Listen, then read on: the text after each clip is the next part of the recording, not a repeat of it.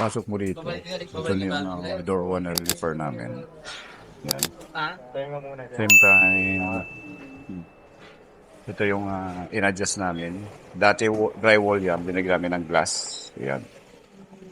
Yan. Pag pumunta ka naman dito, ito na yung room 2. May office 2. Yan. Dati dito yan yung glass niyan. Door glass, linagay namin doon.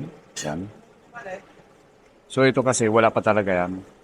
Tinanggal namin doon sa kabila. Linipat namin dito. Yan. Office number 3. Tapos ito na yung office number 4. Wala rin yan. Linipat namin. Dito naman, dati dalawang pinto yan. Lagay na lang isa. May pinto pa yan dito. Linipat na lang isa na lang. So, yan yung kaya yan 1, 2, 3, 4, apat na glass na dinagay namin yan. And then, ito yung pang-anim na door. Yan.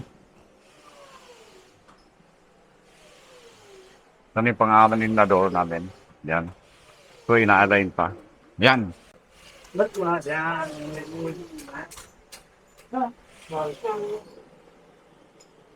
ngayon ano dik kita